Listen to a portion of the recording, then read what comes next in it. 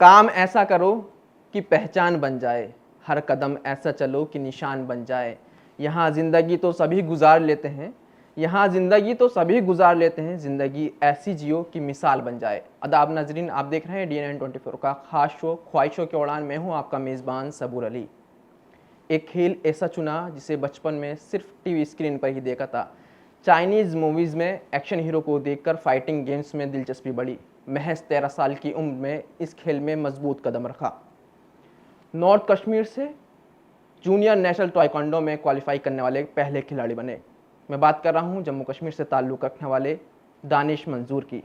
मेरे साथ DNN 24 के स्टूडियो में मौजूद हैं फिट इंडिया मूवमेंट के ब्रांड एम्बेसडर एथलीट दानिश मंजूर साहब। सर, आपका DNN 24 में बहुत बहुत इस्तकबाल, बहुत बहुत खुशामदीद। Thank you so much. आपने आज मुझे यहाँ पे दावत दी आपके शो पे। चलते हैं पहले पड़ाव पर और जानते हैं आपके सफ़र के बारे में। आपका एजुकेशन बैकग्राउंड क्या रहा, तालीमी सफ़र कैसा रहा, उसके बारे में बताइएगा। एजुकेशन बैकग्राउंड बेसिकली मेरा जो जिस एरिया से मैं बिलोंग करता हूँ दैट इज़ डिस्ट्रिक्ट बारामूला, और मैं मेन टाउन में ही रहता हूँ। हमारे यहाँ पे एक स्कूल था, एक लोकल में स्कूल था APS करके, अलमुसवा पब्लिक स्कूल। तो वहाँ से मेरी स्कूलिंग होगी अप टू 10th। देन जब 10th क्वालिफाई हुआ उसके बाद 11th 12th वहाँ पे हमारी जो government boys higher secondary school है, वहाँ से मेरा 11th 12th हुआ। एंड देन उसके बाद government degree college Baramulla. Taekwondo खेल में दिलचस्पी कब और कैसे पैदा हुई, और इस चीज़ को आपने कैसे इंटरेस्ट लिया इसमें, इस जर्नी के बारे में बताइएगा। ये एक शायद आपने इससे पहले थोड़ी रिसर्च भी की है इस चीज़ के ऊपर, आपको काफ़ी ज़्यादा मिला भी होगा इस रिगार्डिंग। मगर जो आपको सुन रहे हैं और आपको देख रहे हैं वो आपसे मुतासिर होंगे, तो आप अपने अल्फाजों में बयां करेंगे, वो चीज़ बेहतर होगी। बेसिकली मैं क्रिकेट खेलते हैं हम सारे कश्मीर में ना, क्रिकेट काफ़ी ज़्यादा फेमस है। चाहे जैसे हमारे देश पे भी क्रिकेट को काफ़ी ज़्यादा महत्वपूर्ण एक खेल माना जाता है, वैसे कश्मीर में भी इसको बहुत ज़्यादा अच्छे उत्साह के साथ खेला जाता है। तो हम क्रिकेट खेल रहे थे ऐसे ही, एक बारी क्रिकेट शॉट करके एक बॉल चली गई एक जगह पे। तो आई वॉज इन फील्डिंग, तो मैं फील्ड कर रहा था, तो बॉल जहाँ पे चली गई तो मैं भागते भागते बॉल लेने चला गया था। तो वहाँ पे जो ही मैंने बॉल को उठाया, वहाँ से मुझे एक साइड से कुछ आवाज़ होके कानों में गूंजी। तो वहाँ पे एक ग्रुप जो था वो प्रैक्टिस कर रहा था मार्शल आर्ट्स की। एक जनरल टर्मिनोलॉजी में आपको बताऊंगा, क्योंकि तब एक उतना ज़्यादा वो नहीं था कि मार्शल आर्ट्स का डिफरेंट डिफरेंट एस्पेक्ट्स है, डिफरेंट डिफरेंट क्लासेस है वगैरह। जैसे टाइक्वांडो है, there is wushu, there is judo, there is boxing, बहुत सारे एस्पेक्ट्स हैं मार्शल आर्ट्स में, तो क्लासेस है। तो एक ग्रुप प्रैक्टिस कर रहा था साइड से, तो नज़र पड़ी। तो मैं थोड़ा ना वो हो गया, क्योंकि मैं इससे पहले क्या देखता था, इससे पहले हम एक मूवीज़ वगैरह देखते थे। Usually I used to watch Jackie Chan and Bruce Lee. तो काफ़ी ज़्यादा I was very fond of Chinese movies, बहुत ज़्यादा अट्रैक्ट होता था मैं इन मूवीज़ को देखने के बाद। तो जब वही देखा सामने हो रहा है जो मैंने स्क्रीन पे देखा था, जैसा आपने भी बोला जो टीवी स्क्रीन पे इंसान देखता है ना, बिल्कुल। इंसान को जब सामने मिले ना, इंसान काफ़ी ज़्यादा अट्रैक्ट टू फील करता है उस चीज़ की तरफ। तो मेरा भी काफ़ी सेम रहा, मतलब मैं देख रहा था, मैं चौंक गया। मैंने बॉल फेंकी बट मैं वहीं पे रुक रहा।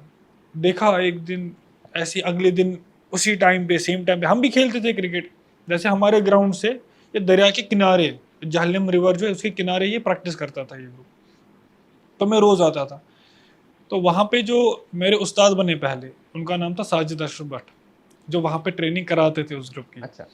तो he used to watch me each day कि ये लड़का छोटा आ रहा है, हमें देख रहा है और वहीं से भाग रहा है। तो एक दिन उसने मुझे बुलाया, जो ही बुलाया मैं भाग के चला गया।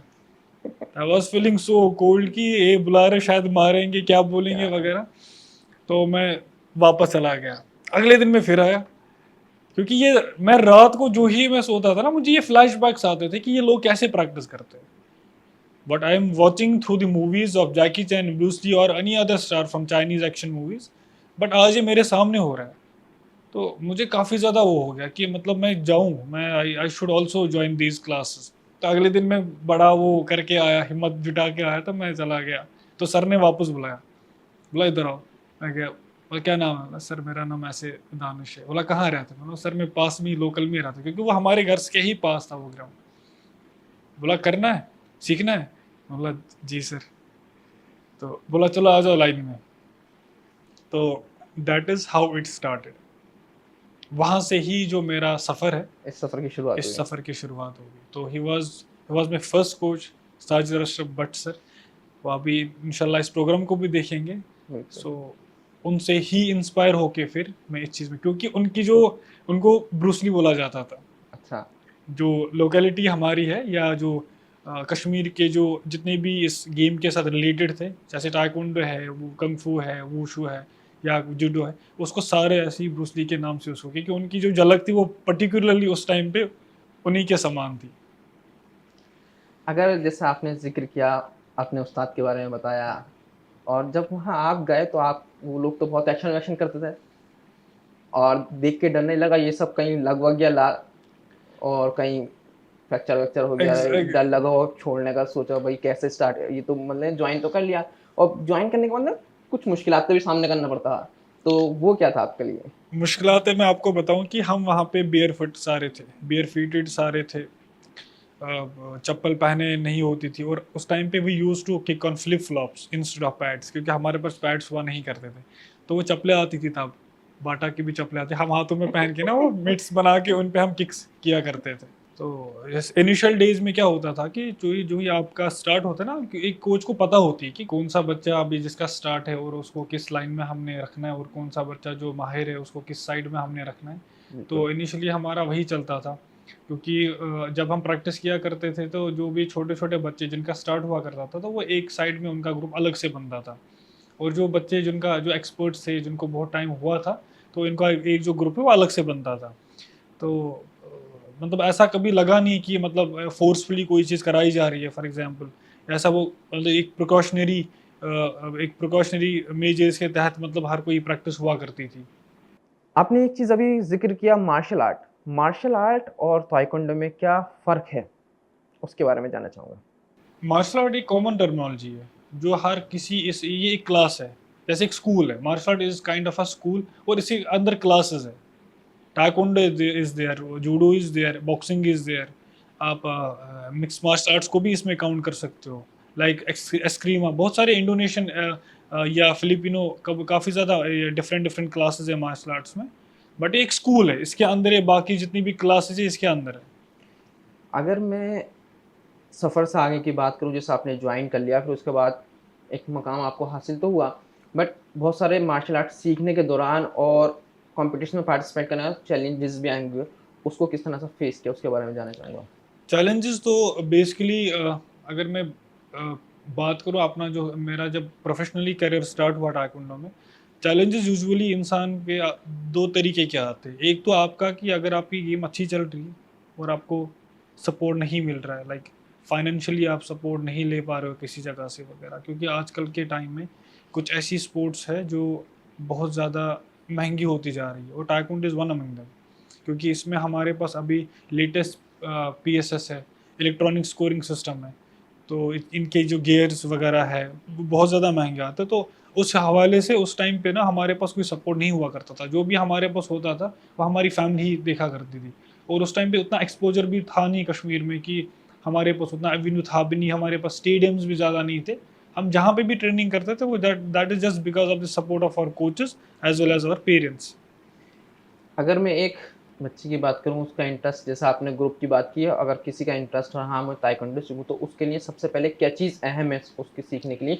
किस तरह की उसको टेक्निक्स सीखनी चाहिए? फिर उसके बाद कहाँ-कहाँ उसको अपने मकाम को आगे बढ़ाने के लिए, जिस मुकाम पे अब है, वो आगे जाके वो अपने आप को तब्दील करे उस चीज़ के लिए, जो एक वक़्त बाद उसको भी लगे हाँ, मैंने ये चीज़ अचीव कर ली। तो क्या-क्या चीज़ें हो सकती हैं उसके लिहाज़ से अगर हम बात करें तो?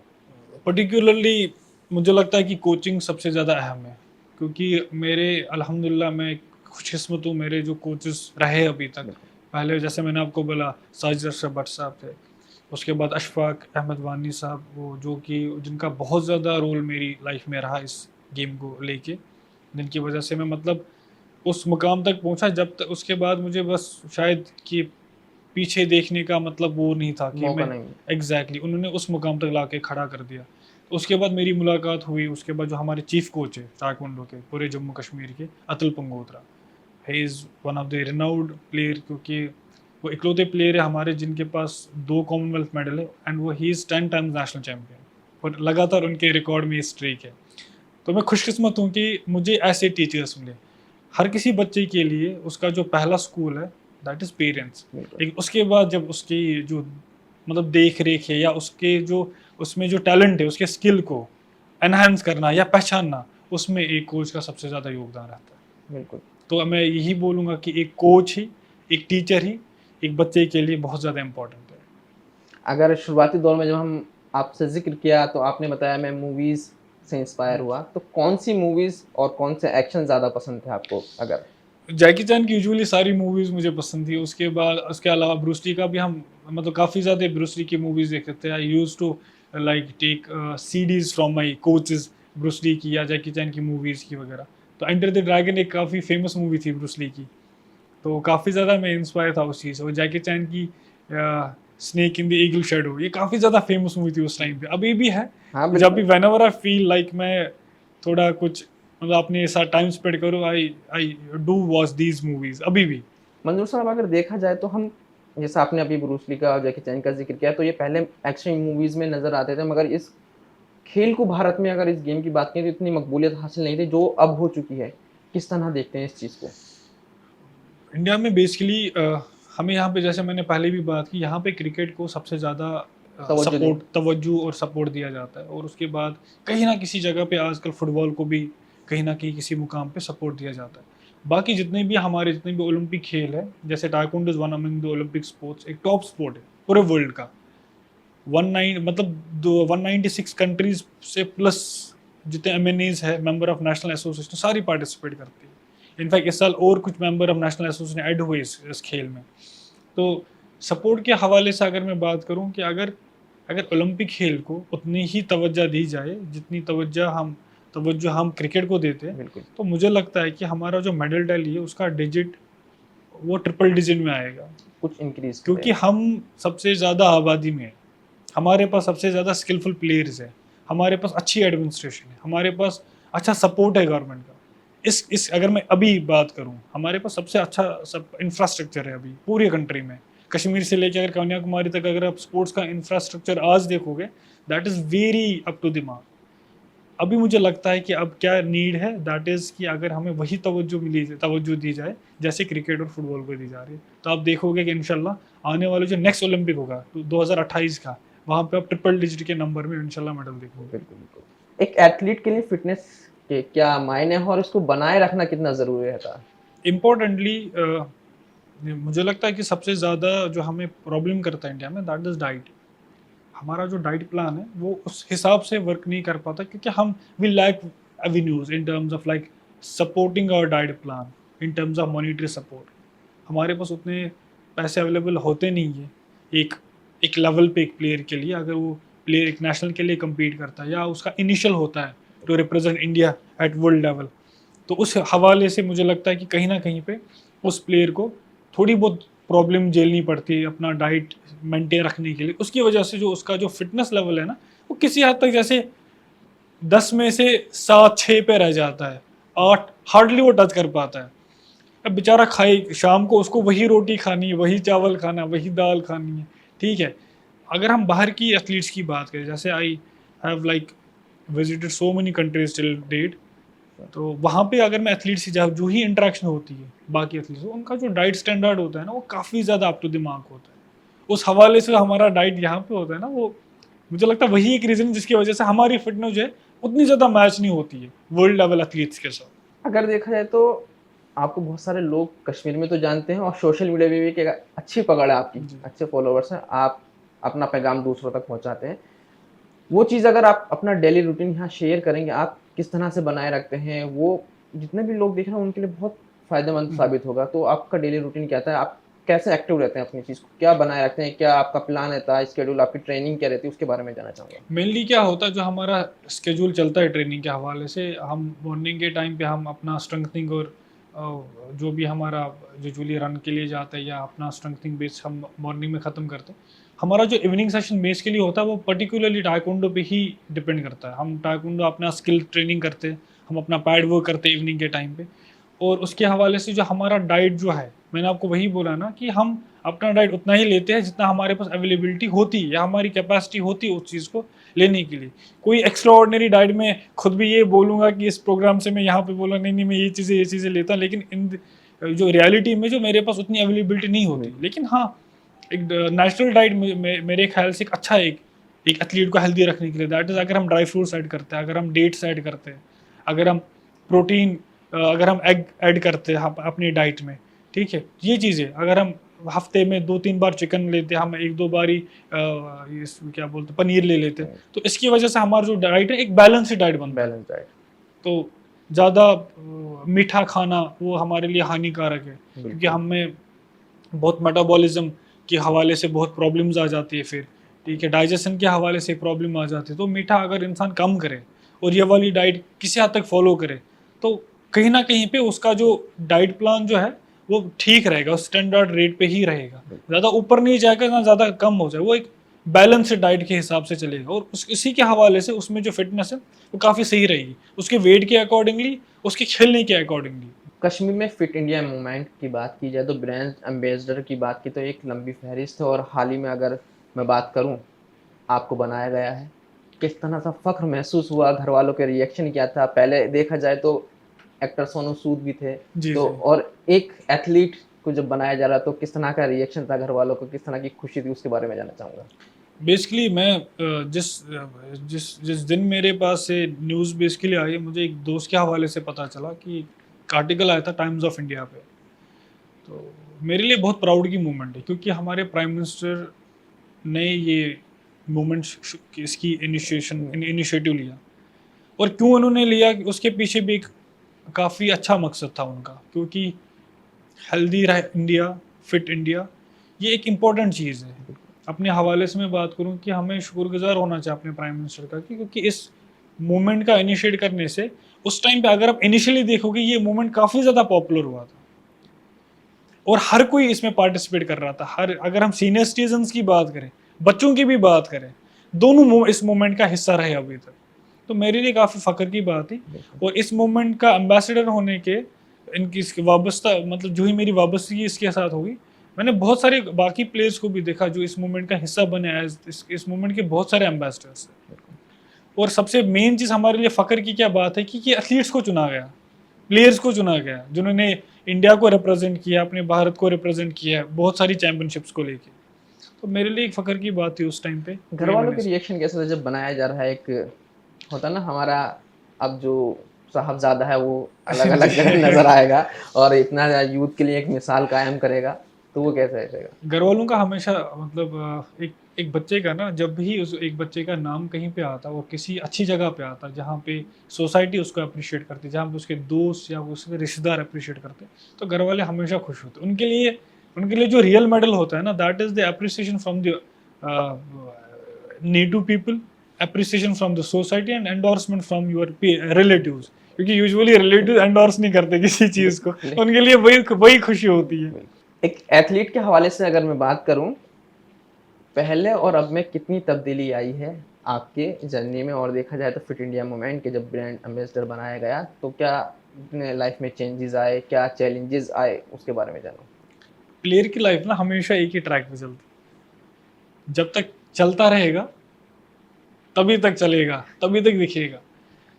क्योंकि अपनी जर्नी के हवाले से मैं थोड़ा आपसे शेयर करूंगा कि हमारे पास बहुत ज़्यादा एवेन्यू कम था।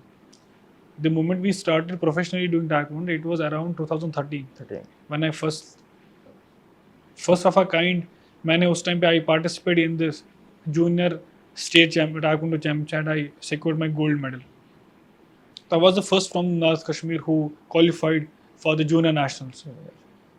तो उस टाइम पे भी मुझे अपने कोच की एक बात याद है, अतुल पंगोत्रा जी की, जिनकी, तो उन्होंने बोला था कि यार तुमने कैसे फाइट जीती?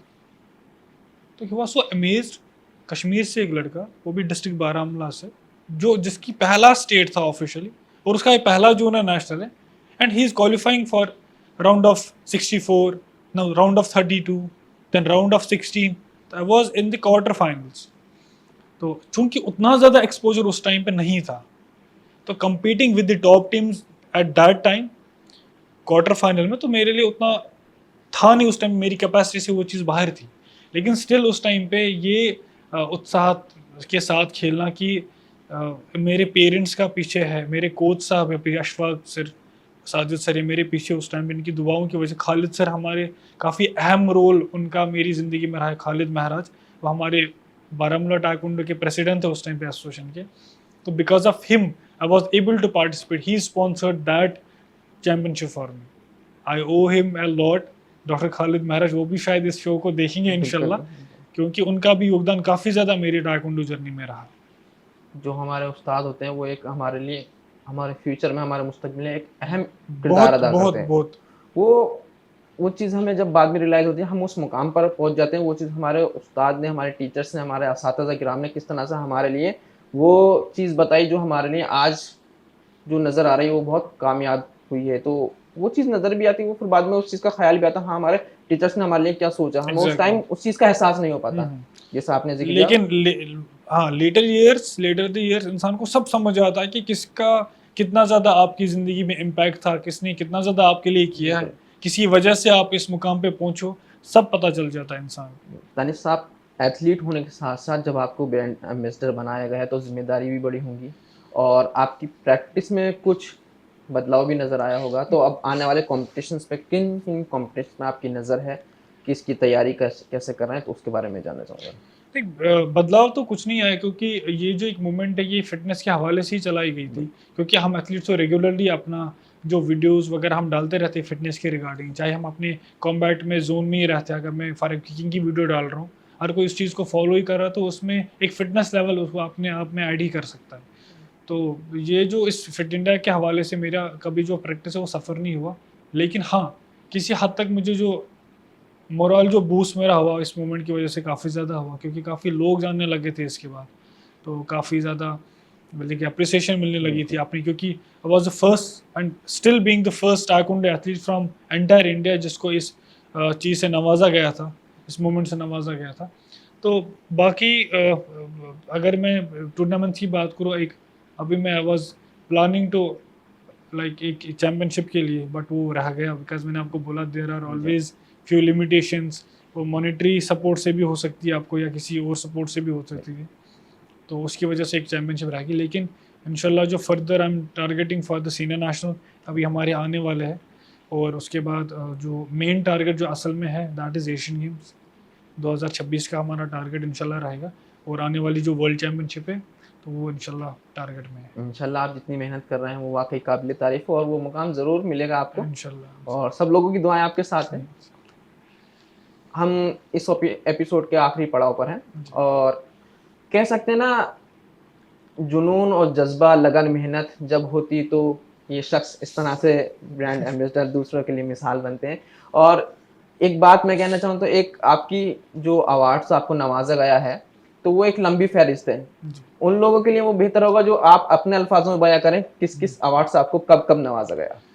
बेसिकली अवार्ड्स एंड रिकग्निशन एक प्लेयर के लिए उसका वही एक मेडल होता है, जिस मेडल की वो लड़ता है, झगड़ता है, क्रेव करता है और ख्वाब देखता है।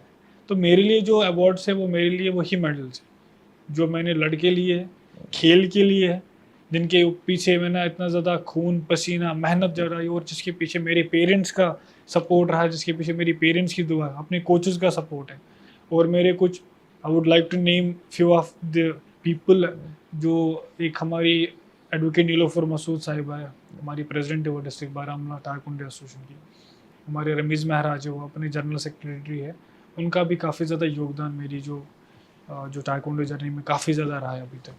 तो बहुत सारे ऐसे होंगे जिनका मैं नाम अभी शायद दिमाग में नहीं आ रहा होगा, बट मेरे पीछे बहुत लोगों का सपोर्ट था। दानिश साहब, कितने मेडल्स होंगे नेशनल और इंटरनेशनल आपने जो। नेशनल्स मेरे पास अभी नॉर्थ जोन के 2 गोल्ड थे मेरे अभी, 2 नेशनल नॉर्थ जोन के 2 मेडल्स है, और नेशनल फेडरेशन में मेरा सिल्वर मेडल है 2016 में लगा था।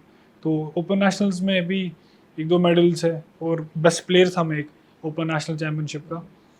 और इंटरनेशनल की अगर मैं बात करूं तो अभी तक वही कि कोशिश जारी है, बिल्कुल। इंशाल्लाह लंबा रास्ता ज़रूर है, लेकिन अगर इंसान की मेहनत और लगन से कोई चीज़, मुझे लगता है कि फिर वो चीज़ 2 दिन दूर नहीं, इंशाल्लाह जब मैं नेक्स्ट शो में आपके पास आऊँ और इंटरनेशनल का मेडल लेके। इंशाल्लाह। एथलीट के नज़रिए से जो यूथ आपको देख रहे हैं उनके लिए क्या पैगाम देना चाहेंगे आप। पैगाम मेरा यही रहेगा हमेशा हर किसी के लिए, वो चाहे मेरे दोस्त है, चाहे मेरे फेलो एथलीट्स है, या मेरे जूनियर्स है, या सीनियर्स है, या जो भी इस प्रोग्राम को देखे होंगे डिफरेंट स्पोर्ट्स से, अपनी जो विल है उस चीज़ को उसको कायम कीजिए, अपनी जो लगन है, अपनी जो मेहनत करने की जो आप में साहित्य है, उसको बरकरार रखिए। और ये जो गिव अप वाला जो नेचर, कभी थॉट आता है कि हमारे पास ये पैसों की किल्लत है, हमारे पास सपोर्ट की किल्लत है, हर चीज़ दूर हो जाती है। लेकिन अगर आपके पास मेहनत करने का जो जुनून हो सकता है, अगर आपके पास मेहनत करने का जज्बा है, सब कुछ आपको अपने, और हर कोई चीज़ इंसान को टाइम पे मिलती है।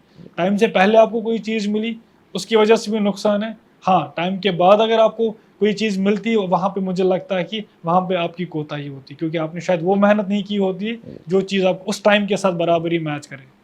दानिश साहब, बहुत बहुत शुक्रिया आपका अपने ख्यालात ज़ाहिर करने के लिए और इतने तवील सफ़र तय करके दिल्ली तशरीफ़ लाने के लिए बहुत बहुत शुक्रिया आपका। Thank you so much. ये थे हमारे साथ फिट इंडिया मूवमेंट के ब्रांड एम्बेसडर दानिश मंजूर साहब, जो जम्मू कश्मीर से ताल्लुक़ रखते हैं। और देखा जाए तो किस तरह का सफ़र रहा, किस तरह के ताइक्वांडो गेम्स को ज्वाइन करने के बाद चैलेंजेस आए, फिट इंडिया मूवमेंट के ब्रांड एम्बेसडर बने, तो एक खुशी महसूस हुई। इस जर्नी को बेहतरीन कह सकते हैं, सुनहरा अल्फाजों में इस एपिसोड में उन्होंने बयां किया है। इस तरह की इंटरेस्टिंग एपिसोड देखने के लिए देखते रहें DNN 24। जो है आपके आसपास, आपके शहर का खास, वो दिखाएगा आपको DNN 24, आपका अपना डिजिटल न्यूज नेटवर्क। तो फिर कीजिए लाइक, सब्सक्राइब और फॉलो।